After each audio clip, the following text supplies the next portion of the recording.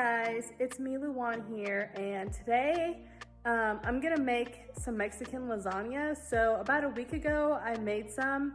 My husband and I did dinner for breakfast and then breakfast for dinner, and so kind of on a whim I came up with this recipe, Mexican lasagna. And when we were done cooking it, or when I was done cooking it, I posted a picture of it on my Instagram.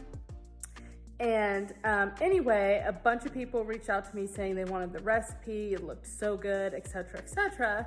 So since I get to go back to work tomorrow full time and more people will be there, and some of my coworkers asked for the recipe, I figured that I would make it again tonight for dinner.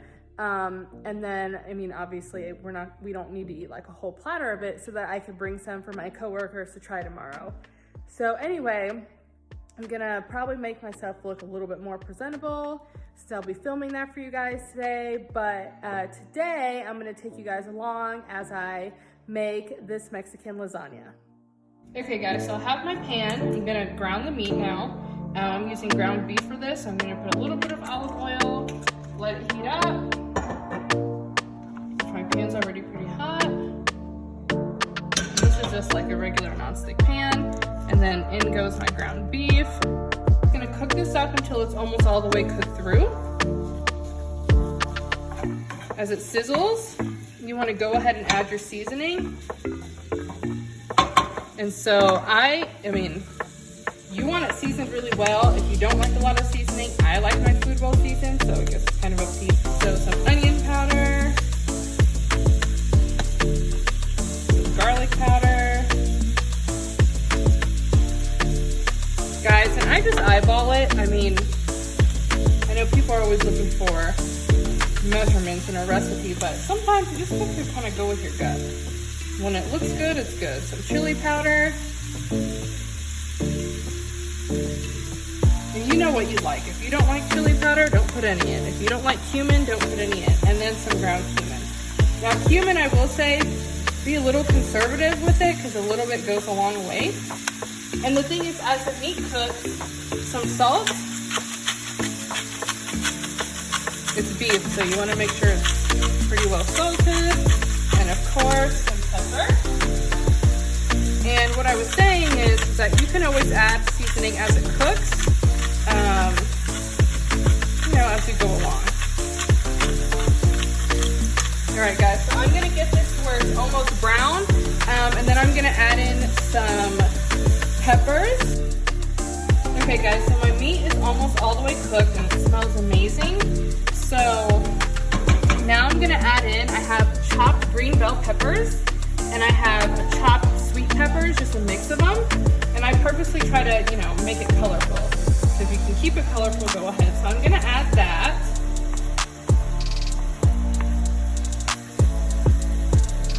I'm gonna mix it in.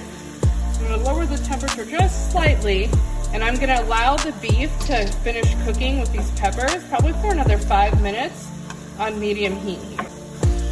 Okay, so after you're done with this arm workout of just consistently mixing this over and over for about 5 minutes, you can see my meat is completely brown.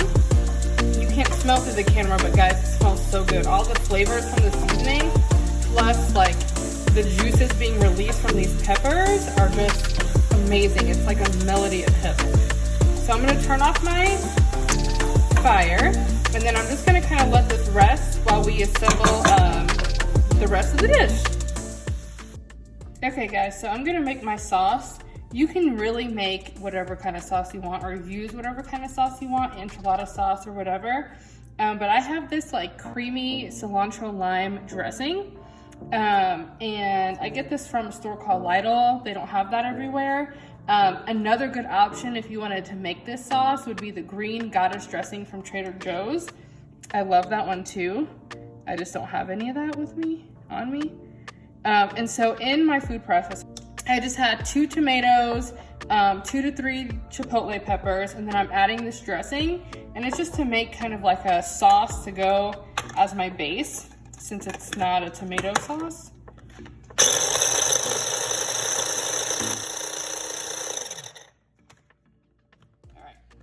All right, so here's the sauce I'm gonna use. This is what it looks like. It's really quick to make. Okay guys, so now we're gonna just assemble our cheese mixture. So what I'm gonna do, I'm gonna start with my shredded cheese. So I just have like the Mexican style shredded cheese. You can do taco cheese if you want, it doesn't matter. And I'm gonna put about 1.5 cups. And I'm just gonna eyeball it.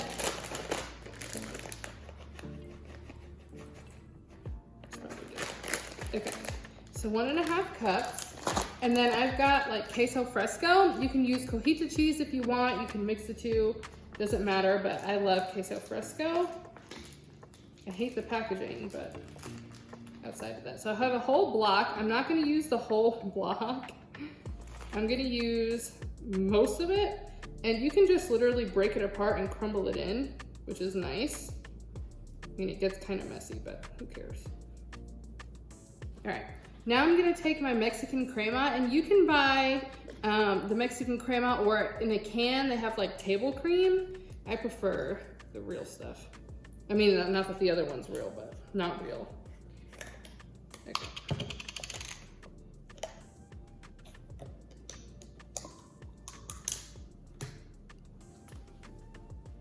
And I'm gonna use a whole cup. So 8 ounces worth.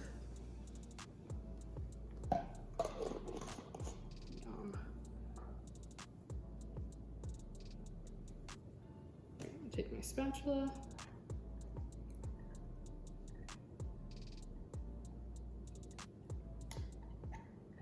All right guys, so I'm gonna just mix this together and then I'll be back to assemble everything.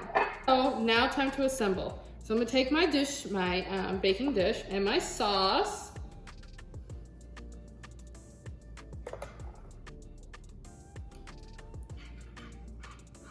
I'm just gonna spread that across the bottom.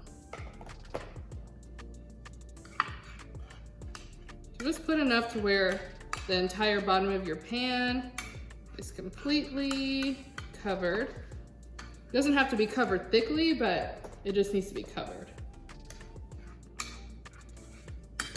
But you know, my rule of thumb is always be generous. So don't be too skimpy with the sauce at the bottom.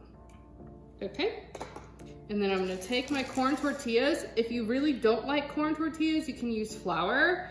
I don't really love store-bought flour tortillas.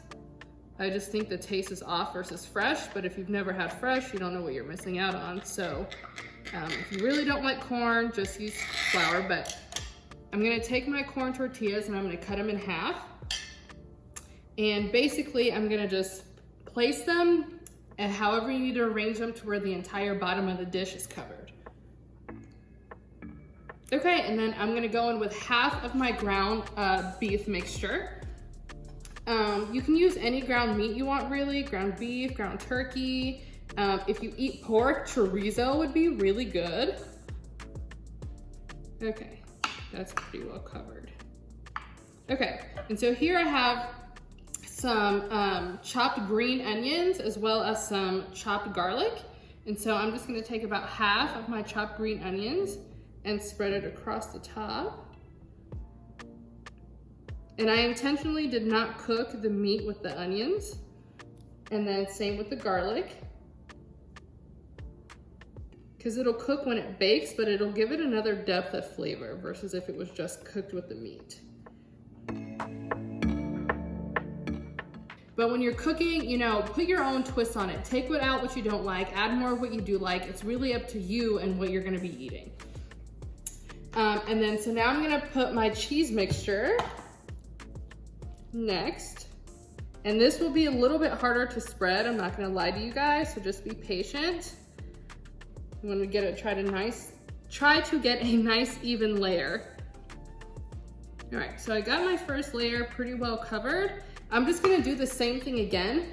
So I'm actually gonna put just a little bit of my sauce on top of this layer of cheese. You wanna kind of sprinkle it. And then I'm gonna go back in with the tortillas and I'll be back when I'm done with the second layer.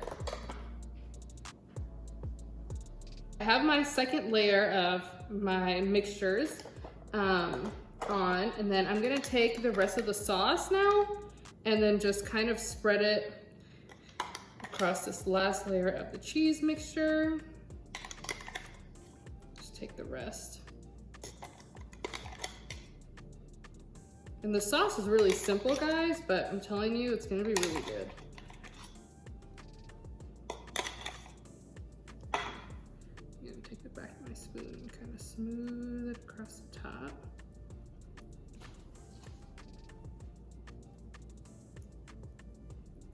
Like so. Yummy. Okay. Then I've got some freshly chopped tomatoes that I'm just gonna sprinkle on top. Okay, so just sprinkle the tomatoes around. And then I'm gonna do the rest of my queso fresco on top.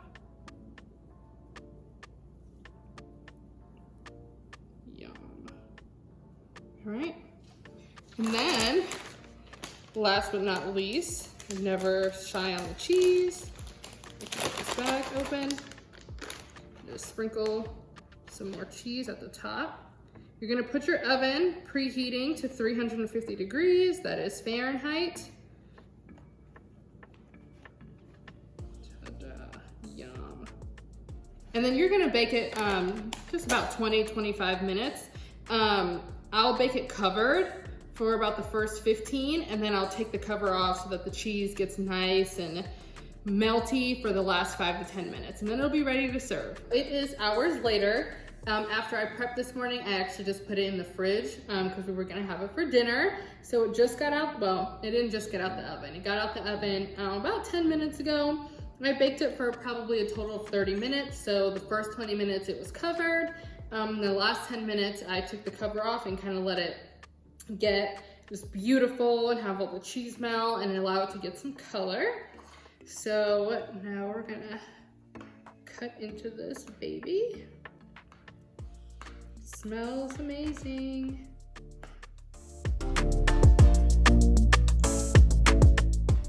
It's still pretty hot. Just one of the issues you get with lasagna.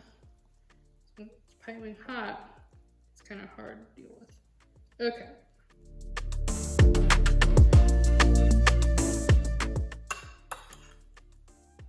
Yum. Look at all those layers. All that cheese, all that meat. Oh my gosh, it's so good. And then you have the tortillas. It smells amazing. Great.